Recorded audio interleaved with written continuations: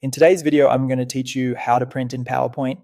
Whether you're preparing handouts for a meeting or a clean full-page slide deck, I'll walk you through everything you need to know so your printouts look exactly the way you expect. Start by opening Microsoft PowerPoint and loading the presentation you want to print. If it's already open, great, you're ready to go. Next, head to the Print menu. Click File in the top left corner, then select Print from the sidebar.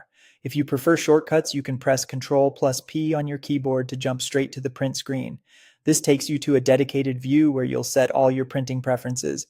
At the top, choose your printer. Under Printer, pick the device you want to use. Make sure it's connected, powered on, and not showing any error messages. If you don't see it, check that you're on the right network or that your USB cable is properly connected. Now decide what you want to print. Under Settings, you can print all slides if you need the entire deck, or choose Current Slide if you only need the one you're viewing. For a custom range, type the slide numbers. Use a dash for a range and commas to separate slides like 1 to 3, 5. This is perfect when you only want key sections. Choose your print layout next. Click the drop-down that usually says Full Page Slides. Full Page gives you one slide per page for maximum readability. If you're sharing materials, handouts let you put multiple slides on one page. Great for saving paper and giving your audience a compact overview. Notes pages will print each slide alongside your speaker notes, which is ideal if you want to reference while presenting.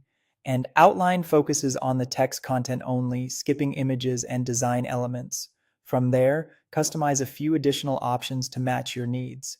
Pick color if you want your slides to look exactly as designed, or switch to grayscale or pure black and white to save ink.